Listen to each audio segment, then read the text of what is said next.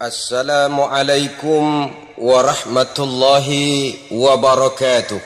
Waalaikumsalam warahmatullahi wabarakatuh.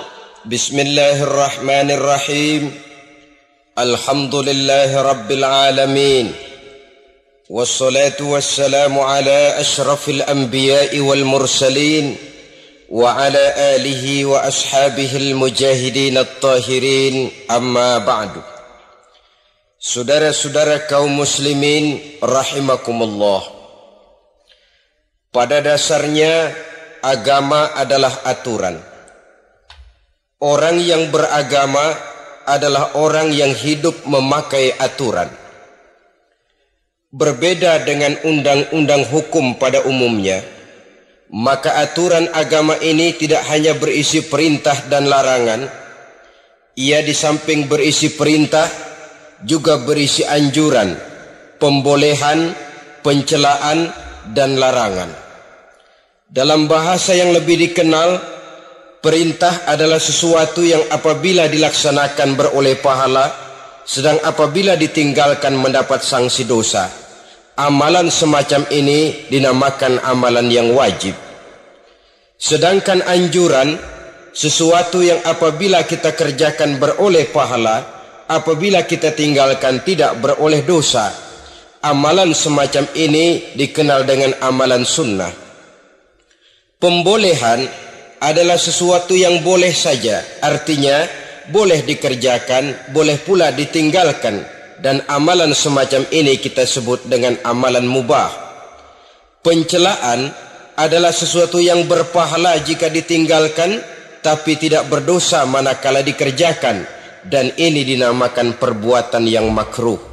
Sedangkan larangan, sesuatu yang apabila dikerjakan beroleh dosa, apabila ditinggalkan beroleh pahala, dan amalan semacam ini lazimnya dinamakan amalan atau perbuatan yang haram. Kalau agama merupakan aturan, maka konsekuensinya tentu ia berisi perintah dan larangan.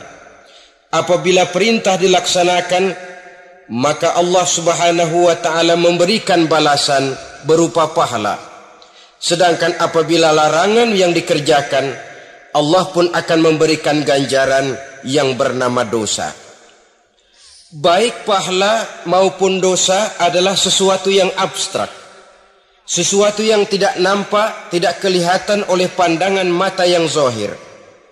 Itu sebabnya barangkali di zaman materialistis seperti sekarang ini, orang kurang tergerak mengejar pahala dan malah kadang-kadang terangsang untuk berbuat dosa.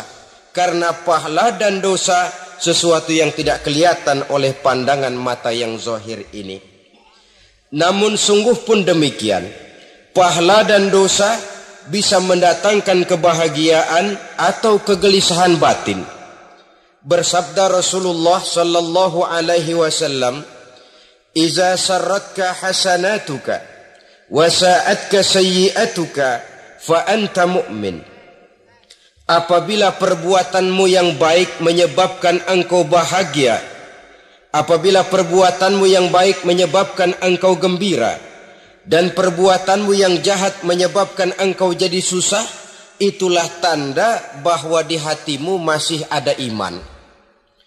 Artinya, belum tentu orang yang berbuat baik merasa bahagia dengan kebaikan yang dikerjakannya. Dan tidak selamanya orang yang berbuat jahat sanggup menyesali perbuatan jahatnya. Oleh karenanya, apabila iman masih ada, apabila hati masih hidup, perbuatan yang baik menyebabkan orang gembira, perbuatan yang jahat menyebabkan orang susah dan gelisah hatinya. Ini mengandung pelajaran. Sekali kita berbuat baik, jangan sekali-kali menyesali kebaikan itu. Sebaliknya, satu kali kita melakukan kesalahan, hendaknya selalu menyesalinya. Kadang-kadang dalam kehidupan, karena orang tempat kita berbuat baik itu rupanya membalas air susu dengan air tuba, kita lalu menyesali kebaikan. Lahirlah kata-kata, nyesal saya nolong dia. Ibarat pepatah katanya, nolong anjing kejepit. Waktu kejepit setengah mati kita tolongin, begitu selesai dia dari kejepitnya, malah kita digigitnya. Saudara hadirin yang saya muliakan, dalam kehidupan sehari-hari barangkali ini kena filsafat yang disebut dorong mobil mogok. Ketika mobil mogok setengah mati kita dorong, begitu mesin hidup ditinggalkannya kita di belakang. Sesungguhnya perbuatan kita yang baik tidak harus disesali, karena disesali atau tidak toh perbuatan itu sudah kita lakukan. Dan penyesalan atas segala kebaikan hanya akan mengurangi nilai pahala kebaikan itu sendiri. Berbahagialah apabila berbuat baik, walaupun orang yang kita melakukan kebaikan membalasnya dengan kejahatan. Menyesalah apabila berbuat kesalahan, apabila melakukan dosa, karena itu pertanda nilai iman yang masih hidup dalam jiwa kita. Saudara-saudara kaum muslimin yang berbahagia, jadi sungguh pun pahala dan dosa sesuatu yang abstrak, efeknya jelas dia mendatangkan kebahagiaan atau membawa kepada kegelisahan batin di dalam kehidupan manusia. Orang di zaman materialis kurang terangsang berbuat pahala dan terdorong melakukan dosa. Kenapa? Karena pahala tidak kelihatan, dosa tidak nampak. Kalau pahala kelihatan, barangkali nggak kuat kita mikul pahala. Kalau dosa benjol, umpama tiap bikin dosa palanya benjol, barangkali sudah nggak karu-karuan kepala kita. Baik pahala, baik dosa, sesuatu yang tidak nampak oleh pandangan mata zahir, tapi yang punya efek dalam kehidupan ini. Orang yang banyak pahalanya dengan orang yang banyak dosanya, kalau dia berjalan barangkali sulit kita membedakan. Tapi efeknya dalam kehidupan ini jelas adanya. Sesuatu yang bernama pahala kita perlukan, karena hidup tidak berhenti hingga di sini. Sesuatu yang bernama dosa harus kita hindarkan, karena ada kelanjutan sesudah hidup yang sekarang ini, kehidupan dari satu pertanggungan jawab. Itu sebabnya Imam Ghazali dalam bahasa yang indah sekali berpesan, "Jaddidis safinah fa innal bahra amiq wa khuziz zad fa innas safara ba'id." Perbarui selalu kapalmu, rawat, jaga baik-baik, dandani kapalmu, fa innal bahra amiq, karena sesungguhnya lautan ini sangat dalam. Satu bahasa yang indah dari tamsil terhadap kehidupan. Perbaiki kapalmu karena lautan ini sangat dalam. Artinya jaga baik-baik hatimu, pelihara iman dan keyakinanmu, karena hidup ini bagaikan gelombang lautan. Tempo-tempo air tenang, tempo-tempo ombak menggila dan menggunung. Jaga iman baik-baik karena hidup penuh dengan cobaan dan ujian. Itu maksudnya. Wa khuziz zad fa inna safara ba'id. Dan bawa bekal yang banyak karena perjalanan hidup ini sangat panjang. Perjalanan ini sangat jauh. Kita kalau pergi keluar kota tentu saja membawa bekal. Makin jauh kota yang akan kita tuju, makin banyak bekal yang harus kita bawa. Alangkah sengsaranya manusia apabila dia akan pergi ke satu kota yang jauh, modalnya cuma nekat. Bagaimana nanti di sana sajalah. Tidak membawa bekal sebagaimana yang sewajarnya. Hal yang semacam ini senangnya sih belum tentu, keblangsak dan susahnya sudah kebayang. Itu dalam kehidupan di dunia ini. Bagaimana kalau sudah bicara tentang kehidupan yang akan datang? Karena sesungguhnya hidup ini merupakan satu perjalanan yang sangat panjang. Sejak kita tinggal di alam arwah, pada saat jasad belum lagi diciptakan Allah, ruh sudah diciptakannya lebih dahulu. Sampai kemudian kita pindah ke alam rahim, alam kandungan ibu. Untuk kemudian berpindah kepada kehidupan dunia. Dari dunia ini kita pindah ke alam barzakh. Di sana tinggal kita 100 tahun mungkin, 100.000 tahun mungkin, 1 juta tahun mungkin, menunggu saat datangnya kiamat.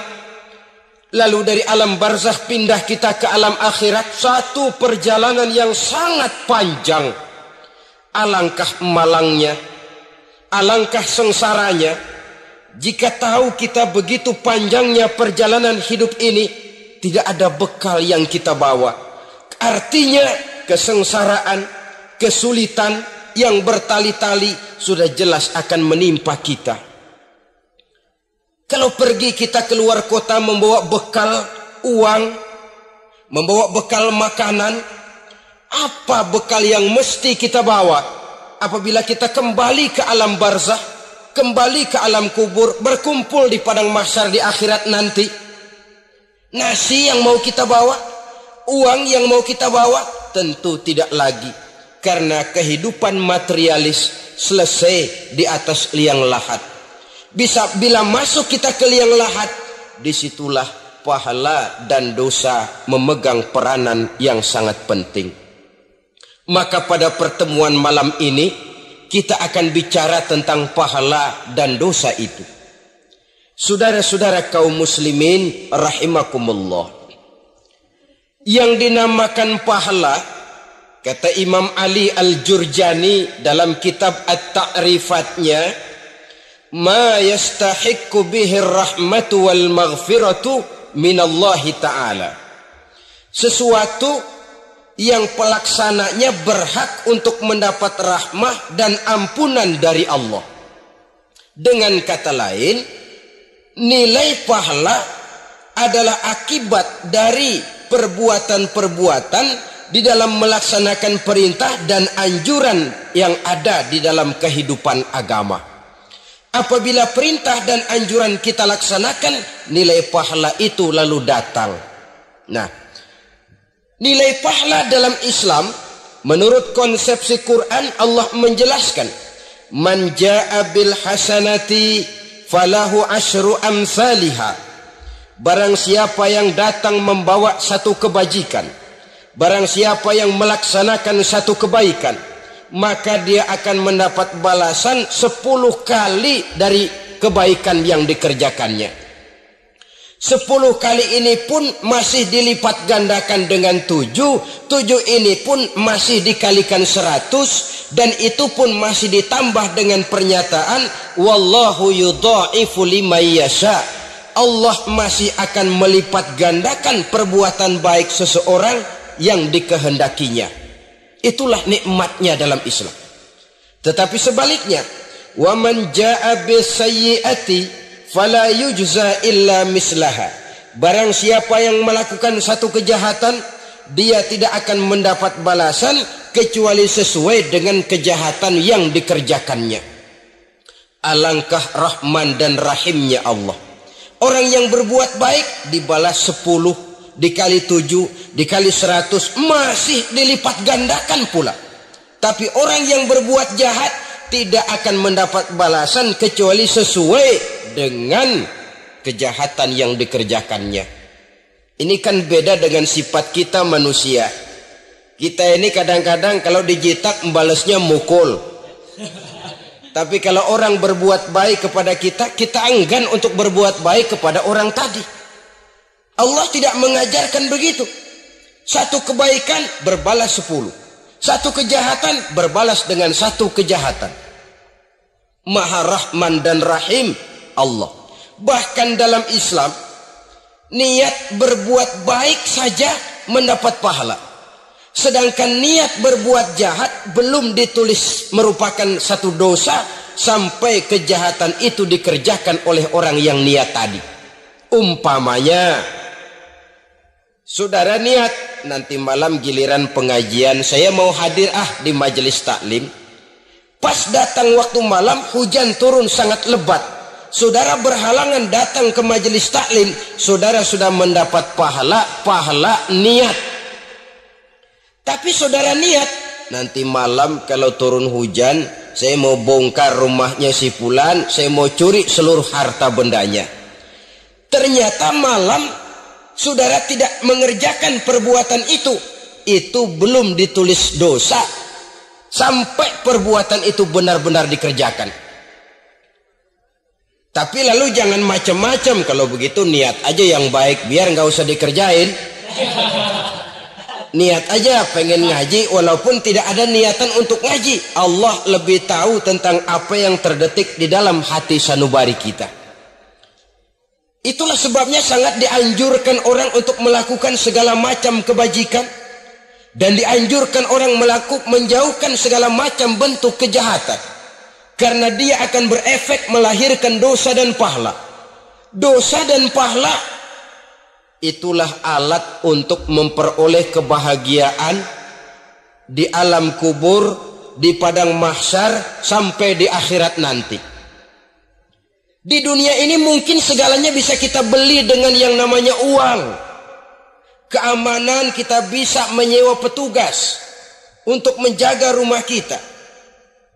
Kendaraan yang mewah bisa kita beli. Udara yang sejuk bisa kita ciptakan. Siapa banyak uang dia raja. Mungkin itu di dunia. Tapi bisa apa uang kalau kita sudah masuk ke alam kubur? Bisakah munkar nakir kita sogok? Udah karkir jangan nanya nih cepet. Bisakah malaikat azab menyingkir dengan uang semir? Ternyata tidak. Untuk memperoleh kebahagiaan di sana, nilai pahala. Kesengsaraan akan kita dapat kalau kita banyak menumpuk dosa. Oleh karena itu jangan beranggapan, pahala nggak kelihatan, dosa juga nggak kelihatan, biarin saja. Yang tidak kelihatan ini pada waktunya akan memegang peranan yang sangat penting. Tapi tidak cuma untuk menghadapi hidup di situ, kita lalu harus berbuat baik dan meninggalkan yang jahat. Terutama juga di dunia ini. Toh pepatah bilang gajah mati meninggalkan gading, harimau mati meninggalkan belang. Apa yang akan kita tinggalkan setelah kita mati? Kita ingin jasad kita boleh hancur terkubur tanah, tapi nama kita ingin hidup terus, dikenang orang 100, 1000, bahkan 1.000.000 tahun yang akan datang. Ditulis orang dengan tinta emas dalam sejarah, tercatat kita sebagai orang baik-baik. Saudara-saudara kaum muslimin rahimakumullah. Lalu perbuatan apa yang bisa mendatangkan pahala itu? Saudara-saudara, semua perbuatan yang diperintah dan dianjurkan oleh Allah, yang dikerjakan dengan ikhlas hanya untuk mencapai ridho Allah, mendatangkan pahala. Kadang-kadang menurut pendapat kita remeh, tapi nilainya di sisi Allah besar. Itu pahala. Menghitung pahala itu hak prerogatif Allah. Perbuatan yang ringan Allah mau berikan ganjaran yang besar, itu urusan Allah. Misalnya, kata Nabi, la tahkiranna minal ma'rufi syai'an. Jangan kamu menganggap remeh perbuatan baik walaupun kecil. Jangan merasa sulit melakukan perbuatan yang mengandung pahala. Bertemu dengan teman, muka kita cerah, berpahala.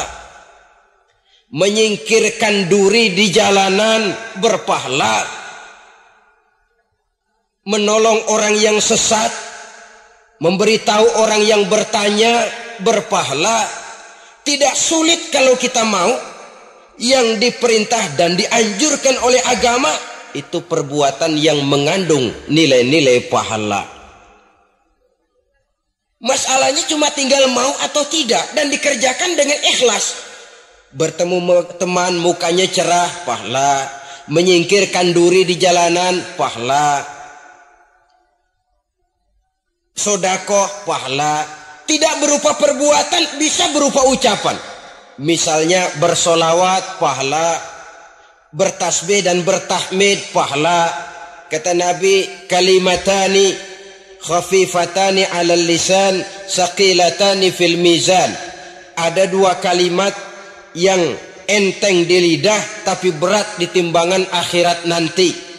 Apa itu? Subhanallah walhamdulillah. Itu kan amalan yang ringan, perbuatan yang mudah saja, tapi nilainya demikian besar dalam pandangan Allah. Jadi pendeknya, perbuatan yang bernilai pahala adalah perintah dan anjuran agama yang dilaksanakan dengan ikhlas semata-mata untuk mencapai ridho Allah, itu mengandung pahala. Niat dasarnya itu harus karena Allah. landasannya harus karena ikhlas. Bukan cuma sekedar basa-basi, tidak karena ingin dipuji orang, tidak karena mengharap tanda jasa, tapi ikhlas semata-mata. Dari perbuatan yang paling kecil dan mudah sekali sampai kepada amalan-amalan yang besar dan memerlukan biaya yang besar, seperti melaksanakan ibadah haji, seperti jihad fi sabilillah, membangun masjid, membangun pondok-pondok pesantren, membangun pusat-pusat kesehatan, membangun jalan-jalan umum, termasuk menjaga keamanan. Jangan dikira loh, siskamling umpamanya, menjaga keamanan kampung tidak berpahala. Kalau diniatkan ibadah, menjaga ketenangan warga supaya mereka tekun ibadah, ikhlas karena Allah, itu juga bernilai ibadah. Keluar kita dari rumah, pergi pagi, pulang sore, peras keringat, banting tulang cari nafkah buat menghidupi anak istri kita. Kalau diniatkan ibadah, melaksanakan kewajiban sebagai kepala rumah tangga, membantu orang tua sebagai anak, itu juga perbuatan-perbuatan yang mengandung pahala. Yang terbaik sesuai dengan bidang kehidupan kita. Ada orang yang dinamakan abid, ahli ibadah, pahala yang paling baik bagi dia banyak-banyak tahajud, sembahyang malam, wirid, zikir, tasbih. Ada yang dinamakan orang alim, pahala yang paling baik buat orang macam ini mengajar, menyebarkan ilmu, mendakwahkan Islam. Ada yang disebut wali, pejabat pemerintah, petugas. Amalan pahala yang paling baik buat orang semacam ini melayani masyarakat, bekerja di bidangnya sesuai dengan profesinya. Saudara hadirin yang saya hormati, jadi dengan demikian perbuatan-perbuatan yang mengandung nilai-nilai pahala ini bisa perbuatan yang menurut kita kecil namun punya nilai besar. Apalagi perbuatan besar dengan biaya yang besar, tentu makin besar juga pahala yang disediakan oleh Allah Subhanahu wa ta'ala. Oleh karenanya, kalau kita bercermin dari ayat Quran, hidup ini kesempatan untuk berbuat baik. Huwallazi khalaqal mauta wal hayata liyabluwakum ayyukum ahsanu amala. Dialah Allah Tuhan yang telah memberikan hidup dan mati kepadamu untuk menguji kamu, siapa di antara kamu yang paling baik amal perbuatannya. Jadi tidak saya rinci, tapi cukuplah satu penjelasan global. Perbuatan yang berpahala adalah perbuatan melaksanakan perintah Allah atau anjuran Allah dengan dasar ikhlas, dengan tujuan untuk mencapai ridho Allah semata-mata. Lalu apa perbuatan yang mengakibatkan dosa itu?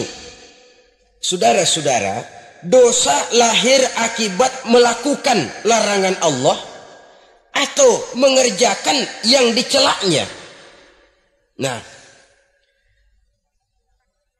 para ulama ada yang membagi dosa itu menjadi dua bagian. Ada dosa-dosa kecil, ada dosa-dosa besar. Tetapi sebenarnya ditinjau dari segi hakikatnya, kalau sudah melakukan satu kesalahan yang mengakibatkan dosa, jangan dilihat besar dan kecilnya, tapi kepada siapa dosa itu kita kerjakan. Sebab kalau dosa kita anggap satu yang kecil, orang akan terangsang untuk mengerjakan yang kecil-kecil saja. Sehingga dengan demikian, yang kecil pun akan menjadi besar kalau ditumpuk-tumpuk. Sedangkan yang besar bisa saja menjadi kecil kalau selalu diiringi dengan permohonan ampun kepada Allah.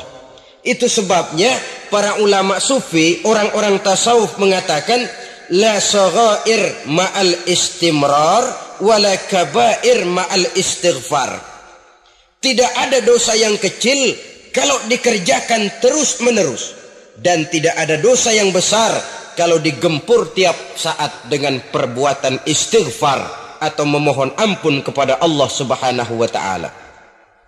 Cuma saja pada umumnya, karena dosa-dosa kecil itu lebih mudah taubatnya, dan ada janji Nabi, barang siapa yang meninggalkan dosa-dosa besar, akan diampuni dosa-dosanya yang kecil-kecil.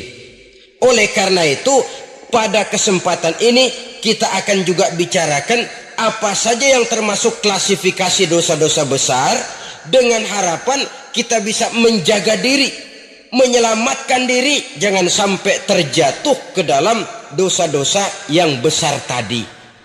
Tetapi bukan berarti kita harus terangsang melakukan dosa-dosa yang kecil. Biarin kecil ini, tobatnya gampang. Dosa kelas teri. Dosa itu kan tidak kelihatan. Lalu terangsang melakukan perbuatan dosa-dosa walaupun kecil. Kalau berlarut terus-menerus, dia akan tumbuh menjadi dosa yang besar. Oleh karenanya, jangan sampai mengundang pengertian kalau kita membicarakan dosa-dosa yang besar lalu terangsang melakukan dosa-dosa yang kecil.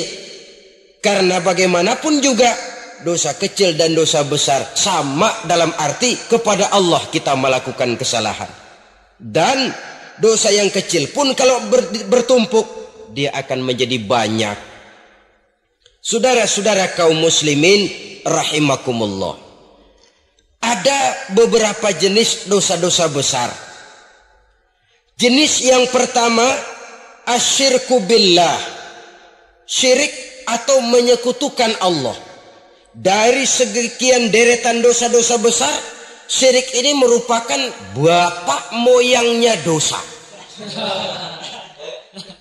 Dedengkotnya dosa itu syirik, menyekutukan Allah. Bahkan dosa yang lain Allah masih mau mengampuni. Tapi kalau sudah syirik, menyekutukan Allah, itu sudah satu dosa yang tidak berampun sama sekali. Oleh karena itu tepat pesan Imam Ghazali tadi. Jadi di safinah fa innal bahra amik. Jaga iman, pelihara akidah, dandani kapal. Karena hidup ini gelombang lautan sangat dalam, hidup banyak cobaan.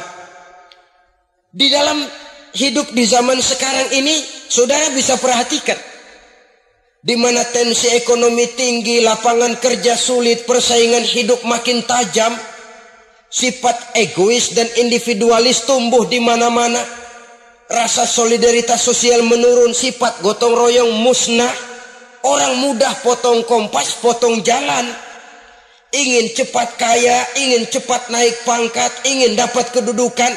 Kadang-kadang akidah pun terjual, akidah pun musnah, jatuh ke jurang syirik pun tidak jadi soal. Itu yang kita khawatirkan.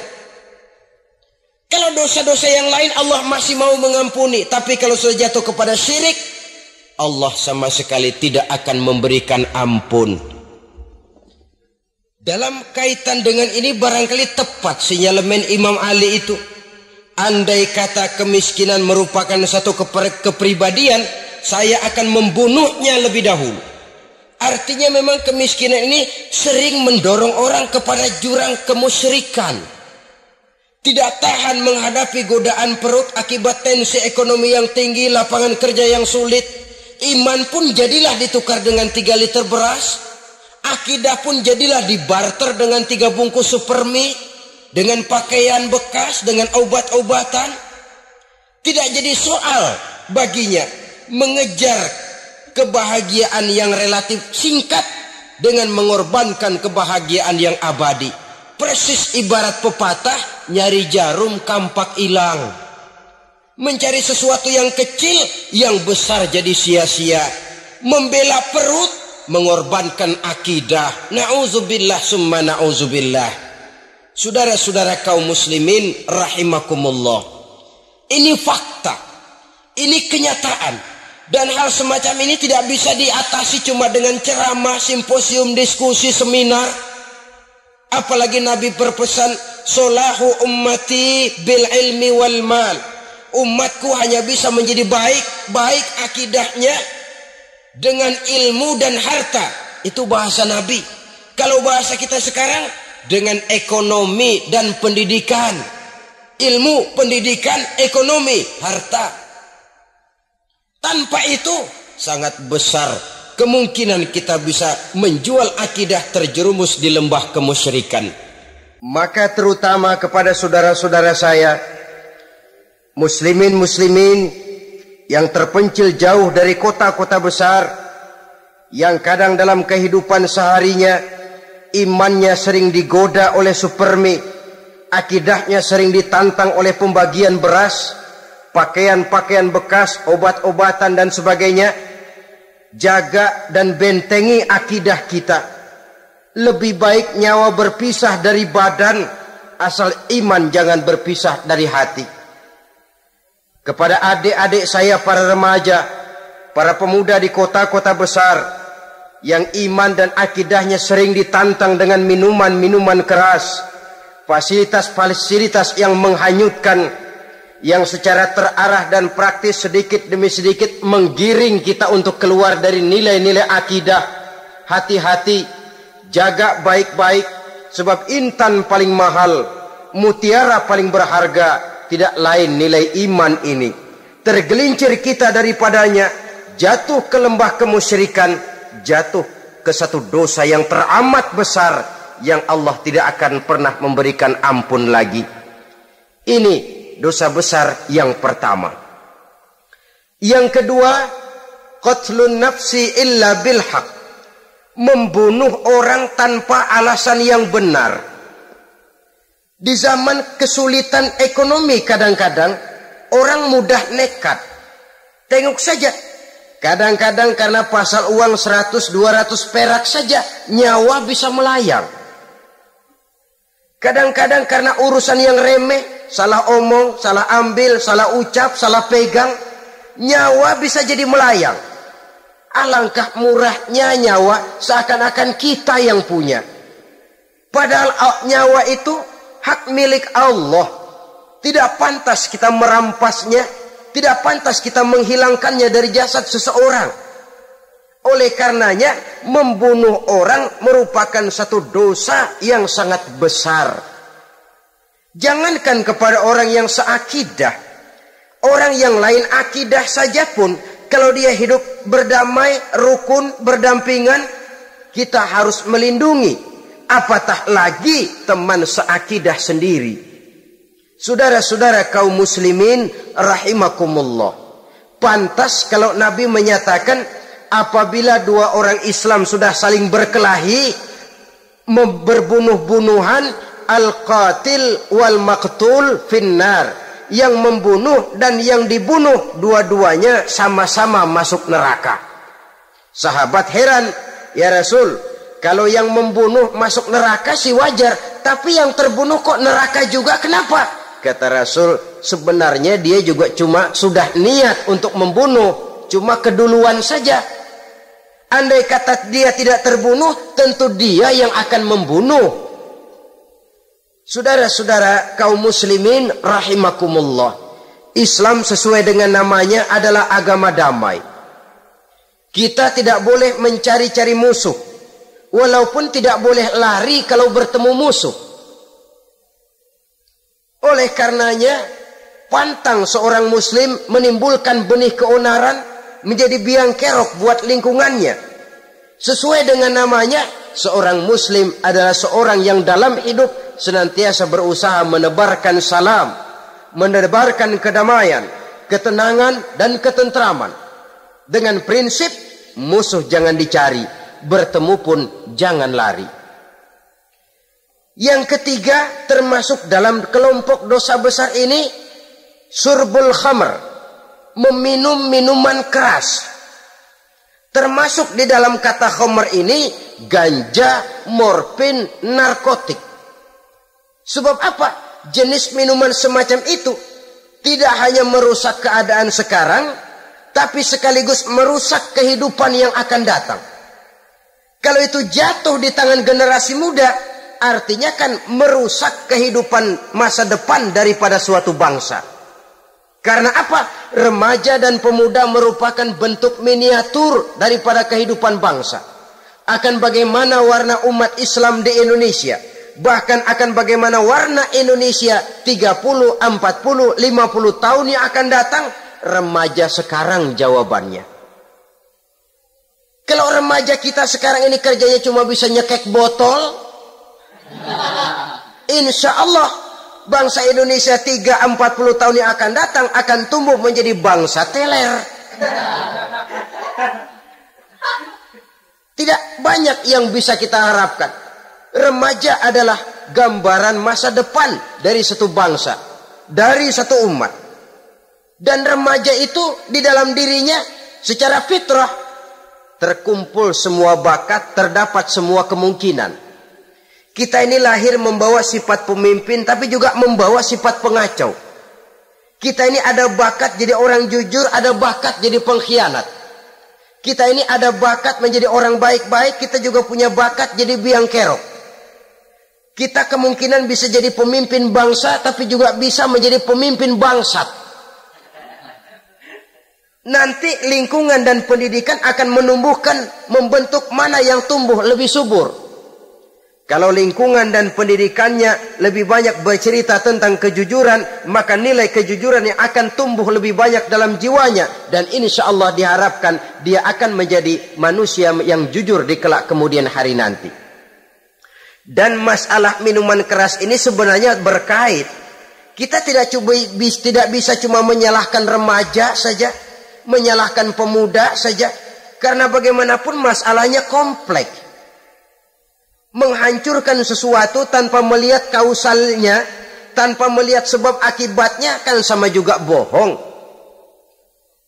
Kemungkinan karena broken home, kemungkinan karena pergaulan, kemungkinan karena kurang perhatian orang tua, kemungkinan karena akibat bacaan, tontonan, atau fasilitas berupa dibukanya pabrik-pabrik minuman keras, dijualnya minuman-minuman keras, di warung-warung yang remang-remang, yang memberikan kenikmatan, kebahagiaan dan kebanggaan tersendiri, sehingga akhirnya orang terangsang untuk datang dan minum di sana. Pada dasarnya memang sepele, cuman minum nggak ngerugiin orang lain kan? Iya, pada waktu minum. Tapi dikala sudah mabuk, out of control, apapun bisa kita lakukan. Yang kita ucapkan kita tidak sadari lagi, yang kita kerjakan tidak kita sadari lagi. Dikala itu segala macam kejahatan bukan sesuatu yang tidak mungkin untuk kita laksanakan. Nggak ngerugiin orang lain, memang pada saat mau minum. Tapi begitu minum, mabuk, kita bisa merugikan orang lain. Setidaknya merugikan diri sendiri. Pertumbuhan IQ menjadi lemah, semangat kehidupan hilang, gairah kerja menurun, kalau tidak ada sama sekali. Lalu apa yang bisa kita lakukan di dalam kehidupan? Dan akan lebih celaka kalau ini menimpa kehidupan generasi muda kita. Kadang-kadang yang ironi ya, kalau yang orang tuanya mampu barangkali masih tertolong, tapi yang orang tuanya kondisi ekonomi lemah masih kepengen teler juga. Orang tuanya nggak mampu masih pengen mabuk. Cari ganja, morfin nggak dapat, akhirnya kaleng cet diisepin. Yang penting kan bisa teler. Mendatangkan satu kebahagiaan tersendiri. Itu sebabnya memang satu kejahatan menurut teori polisi ya, hanya bisa terjadi karena faktor N dan K. Niat dan kesempatan. Niat ada, kesempatan ada, jadi orang jahat. Kurang salah satunya, biasanya kejahatan terbendung. Niat ada, kesempatan tidak ada, sulit berbuat jahat. Kesempatan ada, niat tidak ada, tidak mungkin orang jahat. Tapi yang paling dominan sebenarnya niat. Kalau niat sudah kuat, kesempatan bisa dicari. Kesempatan bisa diciptakan. Biar Hansip nongkrong, ditungguin lengahnya. Iya biarin, jam 11 sampai jam 2 matanya melotot, jam 3 dia mulai ngulet, ngempet. Nah, di saat itu saya masuk ke rumahnya. Kalau niat kuat, kesempatan bisa diciptakan. Dan kalau sudah niat, ini masalah hati. Kalau sudah masalah hati, menyangkut soal moral. Moral artinya sudah masuk kepada kehidupan agama. Saudara-saudara kaum muslimin rahimakumullah. Yang keempat yang termasuk jenis dosa besar, az-zina, perbuatan zina. Di zaman pergaulan bebas dengan prinsip free love, free sex ini, tengok sudah Berapa banyak gadis-gadis bergelimpangan jadi korban. Berapa banyak bayi-bayi yang lahir ke dunia tanpa tahu kemana dia mesti memanggil bapak. Apakah deretan jumlah korban ini masih harus bertambah lagi? Paling tidak, biarlah yang sudah jadi korban, tapi jangan bertambah lagi hendaknya. Masing-masing kita berupaya menahan diri. Termasuk dalam kategori zina ini, yang merupakan cabang-cabangnya, liwat, homoseks, lesbian, masturbasi. Bahkan masturbasi itu termasuk jenis zina tangan. Dan itu juga merupakan satu dosa. Di samping dosa juga merusak diri. Karena bagaimanapun juga dia akan mengurangi kemampuan daya pikir seseorang. Maka agama memberikan jalan keluar. Pesan Nabi, ya ma'syara syabab, man istata'a minkumul ba'at falyatazawwaj. Hai para pemuda, kata Nabi, barang siapa di antara kamu yang sudah bisa ba'at, yang sudah mampu ba'at. Ba'at itu artinya memberikan nafkah, baik nafkah zahir maupun nafkah batin. Falyatazawwaj, maka hendaklah dia kawin. Jadi yang maksud ba'at ini ya nafkah zahir, ya nafkah batin. Kita kadang-kadang cuma bisa ngasih nafkah batin saja sudah merasa pokoknya kan saya sanggup untuk kawin, lalu kawin tanpa kehilangan, dengan kehilangan pertimbangan. Saudara-saudara, wa illam yastati, adapun kalau dia belum mampu, fa'alaihi bisyam, hendaknya dia banyak puasa. Fa innahu lahu wija, karena puasa itu akan merupakan benteng jangan sampai orang memperturutkan hawa nafsunya. Andai kata puasa belum hobi, banyaklah olahraga para pemuda, para remaja. Karena dengan olahraga, pemikiran untuk memperturutkan hawa nafsu agak sedikit terkendali dan energi tersalurkan dalam bentuk yang positif. Pendeknya kreatif, banyak kegiatan. Ini pesan Imam Syafi'i tepat itu. Kata beliau, inni ra'aitu wuqufal ma'i yufsiduh, insala toba wa illam yajri lam yatib. Aku melihat air kalau diam rusak, tapi kalau dia mengalir jernih. Air kalau ngendap, nggak ngalir, nyamuk nyarang di situ, bisa jadi sumber penyakit. Manusia hidup begitu. Kalau nggak punya kegiatan, nggak kreatif, kerjanya cuma ndelohom, ayam-ayam, akhirnya jadi ngerusak. Ngomongin orang,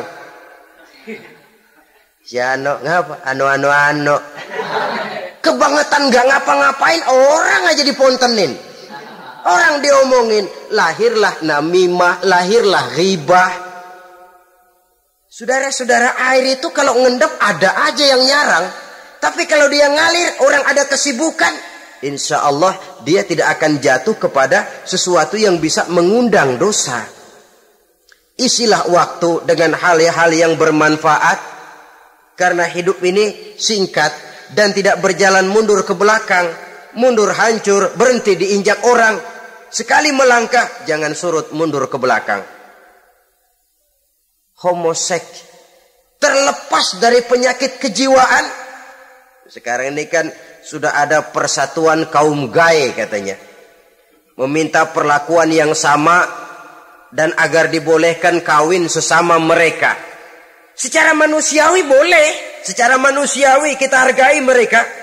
Tapi dari kacamata agama ini jelas merupakan penyimpangan. Dan penyimpangan merupakan suatu dosa. Terlepas dari pertimbangan manusiawi. Jangan karena terlalu memperturutkan suara manusiawi, lalu kita mengesampingkan agama. Termasuk lesbian, wadon karo wadon. Nah, kalau homo itu kan lanang karo lanang katanya. Saudara-saudara kaum muslimin rahimakumullah, ini bukan penyakit baru. Liwat, homoseks sudah dikenal dari zamannya Nabi Lut. Laki dengan laki. Lesbian dari zaman istrinya Nabi Lut.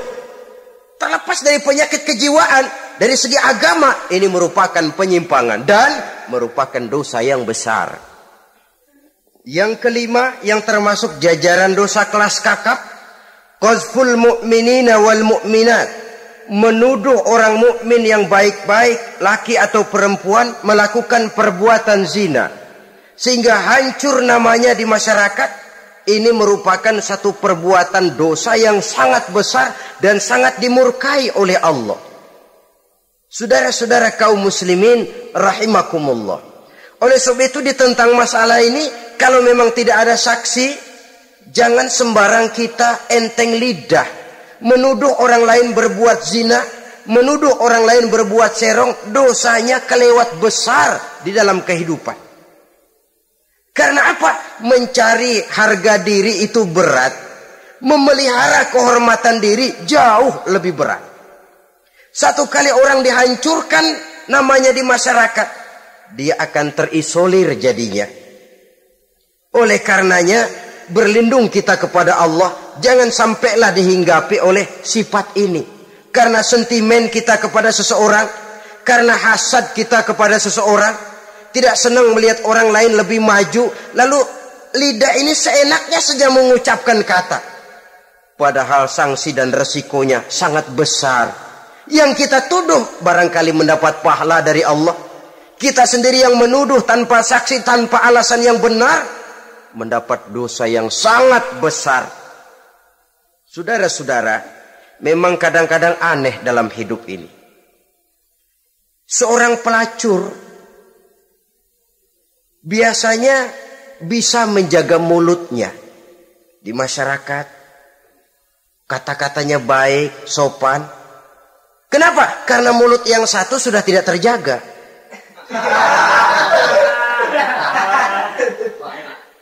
Kita kadang-kadang kehormatan bisa kita jaga, tapi mulut tidak terkontrol. Ngomong saenake dewek, bikin orang mangkel, kesal, fitnah sana, fitnah sini, menghancurkan nama baik orang, ngomongin yang macam-macam. Bagai-bagai macamlah caranya. Saudara-saudara kaum muslimin yang berbahagia. Jadi dengan demikian, menuduh orang lain berbuat zina, sedangkan orang itu tidak pernah melakukannya, ini termasuk satu dosa yang sangat besar di dalam kehidupan ini. Yang keenam, al-'aqu bil walidain, durhaka kepada ibu bapak.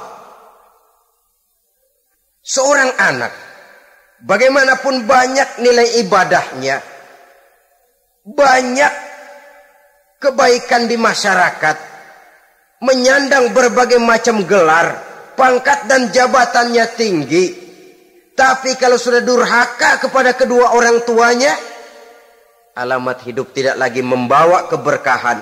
Dan itu dosa yang sangat besar. Sampai Nabi sabdakan, ridho Allah ada di dalam keridhoan ibu bapak, murka Allah pun ada di dalam kemurkaan ibu dan bapak. Walaupun belum tentu setiap kita orang tua, tapi yang jelas setiap kita adalah anak. Dan setiap anak punya ibu dan bapak. Jangan sampai kacang lupa kepada kulitnya. Saudara-saudara kaum muslimin rahimakumullah. Durhaka kepada ibu bapak merupakan perbuatan yang sangat dimurkai oleh Allah. Apalagi ibu yang telah melahirkan kita, bahkan mengandung kita. Begitu juga bapak yang telah berusaha peras keringat banting tulang untuk mengasuh membesarkan kita. Tidak ada perbuatan baik yang kita lakukan untuk bisa menebus kebaikan daripada ibu dan bapak kita. Setidaknya kalau belum bisa berbuat baik kepadanya, kepada keduanya, janganlah menyakiti hati keduanya. Itu saja dulu yang harus dijaga. Kadang-kadang sudah berbuat baik enggak, nyakitin melulu. Sudah nyenangin belum bisa, saban sehari nyakitin saja. Padahal kedua orang tua itu doanya manjur, sebagaimana sumpahnya juga bisa jadi kenyataan. Dan sering bahkan menjadi kenyataan. Sampai ibu bapak sudah wafat, sudah meninggal sekalipun, kewajiban berbakti masih harus terus dilakukan oleh seorang anak. Lalu yang ketujuh, At-tawalli yaumaz zahfi, berpaling pada hari pertempuran. Orang sedang sibuk-sibuk menghadapi musuh, maksudnya berjuang membela agama ini, dia lari menyelamatkan diri. Pengecut, mental munafik. Ayo, kalau demi agama, mari kita maju ke depan. Allahu Akbar. Yang besar Allah, yang lain kecil semua. Maju. Orang lain maju serentak, dia mundur jauh ke belakang. Mental munafik, mental calo istilah sekarang ini. Oh, itu calo, mental calo. Tuhan gedek banget itu. Coba ya, calo itu paling sibuk nyuruh penumpang naik. Tapi sementara penumpang naik sampai ke tempat tujuan masing-masing, calonya nggak kemana-mana, diem aja di situ. Cuma orang aja disuruh naik. Saudara-saudara, kerja bakti, orang turun ke comberan, dia naik ke tempat tidur. Mundur di hari pertempuran, menyebabkan orang lain gugur, dia sendiri menyelamatkan diri. Mental pengecut, mental munafik, itu merupakan dosa yang sangat besar. Saudara-saudara kaum muslimin rahimakumullah, itu sebabnya agama itu memerlukan keberanian, memang, tapi bukan keberanian yang tanpa perhitungan. Sebab berani tanpa berhitung namanya berani babi. Kita berani kalau benar, kita harus takut kalau salah. Jangan dibalik. Salah berani, nekat namanya. Benar takut, pengecut namanya. Orang yang pengecut adalah orang yang takut membela kebenaran. Orang yang nekat sesungguhnya udah salah nggak malu lagi. Udah salah nekat lagi. Merasa rugi berbuat kebaikan, puas kalau berbuat kejahatan. Padahal Nabi pesan, siapa yang berbuat dosa sambil tertawa, nanti dia akan masuk neraka sambil menangis. Karena itu dipesan pula di dunia ini, sering-seringlah mencuci mukamu dengan air mata taubat. Cuci lidahmu dengan zikir kepada Allah. Bersihkan hatimu dengan air ikhlas. Saudara-saudara kaum muslimin rahimakumullah, kan ada toh orang berbuat baik nggak gembira, tapi berbuat jahat malah puas. Atau sama saja orang lain berbuat baik, hatinya kesel. Orang lain berbuat jahat, dia malah mendukung. Atau orang lain tergelincir berbuat jahat, dia malah girang. Ini kan tidak objektif. Karena yang berbuat baik orang yang dia keselin, dia nggak seneng. Tetapi karena yang berbuat jahat orang yang dia senengin, dibenerin juga. Itu nggak objektif namanya. Mundur di hari pertempuran pada saat saudara-saudara kita sedang menghadapi musuh, sikap pengecut yang sangat dibenci Allah. Yang kedelapan, termasuk kelompok dosa besar, aklu malil yatim, makan harta anak yatim. Kadang-kadang ada orang mengeksploitir loh nasib anak-anak yatim. Karena biasanya para dermawan peka kalau mendengar nasib yatim, memberikan santunan. Si yatim belum makan, yang ngurusin udah pada kenyang. Mengeksploitir, memakan harta anak yatim termasuk dosa yang sangat besar. Sehingga Nabi pesan, ana wa kafilul yatim kahataini yaumal qiyamah. Aku dan orang yang menyantuni anak yatim seperti dua jari ini di hari kiamat. Rumah yang paling dimuliakan Allah adalah rumah yang di dalamnya ada anak yatim yang hidupnya dihormati, hidupnya disantuni, keperluannya dicukupi. Maaf saja, tahap kita menyantuni anak yatim ini baru tahap setahun sekali. Kalau Muharram kita agungkanlah, kita besarkan. Lebaran yatim katanya. Kita kumpulkan dana, kita usap kepala yatim, kita kumpulkan beras, kita bagikan hari itu. Perkara bulan depan kelaparan, kita tutup kuping. Perkara bulan berikutnya dia kelaparan, kita masa bodoh. Bahwa di bulan Muharram kita santuni yatim piatu itu sudah baik. Tapi akan lebih baik lagi kalau kita sanggup menjadi bapak asuh mereka, memikirkan sekolah mereka ada kontinuitas. Kalau mereka diasuh oleh orang lain, lalu bertukar agamanya, berpindah akidahnya, kita ngomel habis-habisan. Tapi kita ada kemampuan, kita tidak mau berbuat semacam itu. Ya sama juga bohong namanya. Saudara-saudara kaum muslimin rahimakumullah. Orang yang menyantuni yatim mendapat pahala besar.